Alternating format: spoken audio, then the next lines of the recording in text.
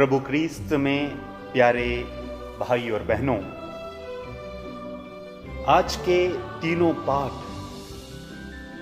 हमें एक दूसरे को क्षमा करने के बारे में बताते हैं।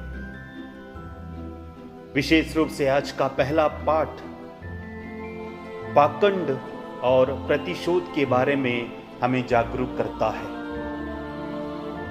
हम जानते हैं कि क्षमा करना कोई आसान बात नहीं है,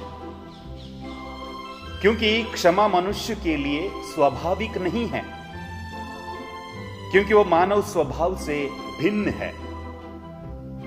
इसलिए लोग एक दूसरे को माफ करने के लिए तैयार नहीं रहते हैं और बहुत ही मुश्किल होता है एक दूसरे को माफ करना।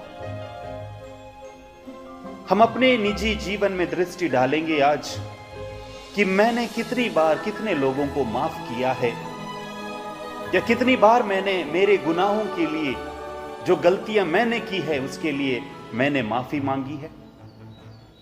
फ्रांस के राजा लुईस 12वें ने लोगों की इन भावनाओं को प्रकट करने के लिए और प्रकट करते हुए उन्होंने कहा कि आपके दुश्मन के मृत शरीर के रूप में ज्यादा मीठा और कुछ भी नहीं है। उनका कहने का मतलब है, जब मैं मेरे दुश्मन के मृत शरीर को देखता हूं, उस शरीर से उत्पन्न वाली वो बदबू कहें या कुछ गंध कहें, वो कहते हैं कि दुश्मन की मृत्यु के शरीर से जो गंध आती है वो सबसे मीठी होती है उनके लिए जिन्होंने उसको अपना दुश्मन माना है। प्यारे भाई और बहनों, प्रभु यीशु क्रूस पर मरते समय उन्होंने कहा कि पिता इन्हें क्षमा कर, क्योंकि ये नहीं जानते हैं कि ये क्या कर रहे हैं। मान लीजिए क्रूस पर मरते समय यदि प्रभु ने ये शब्द नहीं कहे होते, उन्होंने पिता से नहीं कहा होता कि पिता ही पिता इन्हें क्षमा कर, तो क्या हाल होता। शायद स्वर्ग की पूरी सेना आकर उस जगह को नष्ट कर देती, उन लोगों को नष्ट कर देती।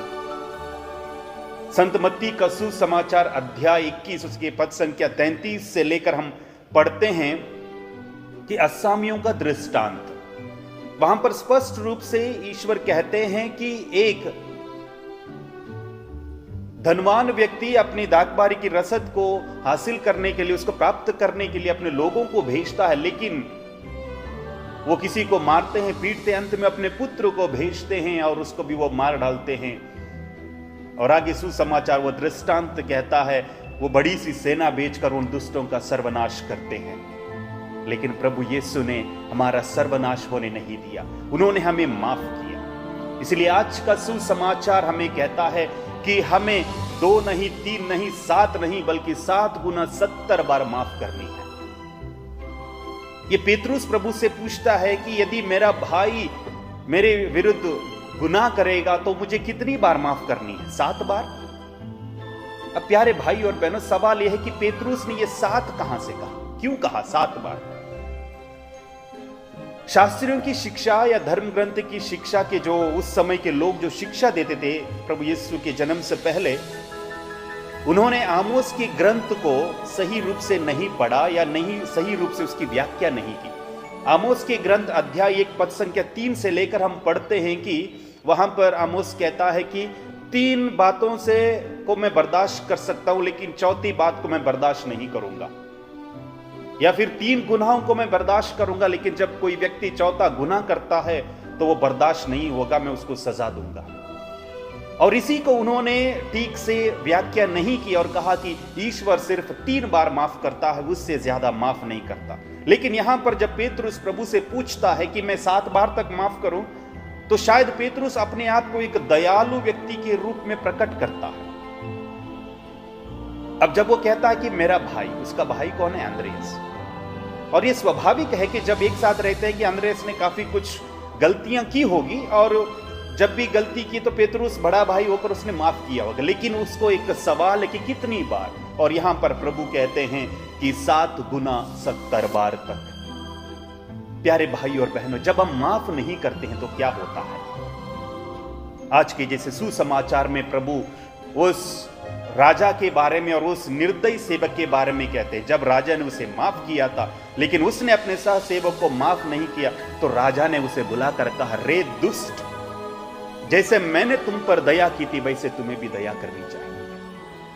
तो आइए हम एक दूसरे के लिए, जो हमारे जीवन से शायद हमसे जो गलतियां करते हैं या हमारे विरुद्ध अपराध करते हैं, उन्हें क्षमा करनी चाहिए। नहीं तो मुझे और आपको भी प्रभु यही कहेंगे, रे दुष्ट, जिस प्रकार मैंने तुझे क्षमा किया वैसे ही तुझे भी क्षमा करनी चाहिए। एक बार एक व्यक्ति को ईश्वर का दर्शन होता है और ईश्वर दर्शन के बाद उसे कहते हैं कि मांगो जो तुम मांगना चाहते हो, लेकिन मांगने से पहले एक शर्त है, जो तुम मांगोगे, जिन्हें तुम अपना दुश्मन मानते हो, उनको उसका दुगना मिलेगा। और वो व्यक्ति सोच में पड़ जाता है, सोचता है कि अब मैं मांगू तो क्या मांगू, क्योंकि जो कुछ भी मांगूगा मेरे दुश्मनों को उसका दुगना मिलेगा। प्यारे भाई और बहनों, वो सोचता है और आखिर में कहता कि हे ईश्वर, तू मेरी एक आंख निकाल दे, मतलब दुश्मन की दोनों आंखें चली जाए। हमारा स्वभाव कुछ ऐसा ही है प्यारे भाई और बहनों, लेकिन इस स्वभाव को, एक दूसरे को माफ नहीं करने के स्वभाव को लेकर हम वेदी के पास जाएंगे और प्रभु से प्रार्थना करेंगे कि प्रभु हम सभी को क्षमा करने के लिए, चाहे हमारा भाई बहन हमसे क्षमा मांगे या ना मांगे, लेकिन हम स्वयं जैसे प्रभु ने सूली पर से माफ किया, उसी प्रकार हम भी अपने भाई बहनों को माफ करेंगे, जिसके कारण हमारे पापों की क्षमा हमें मिलेगी। पिता, पुत्र और पवित्र आत्मा के नाम पर आमीन।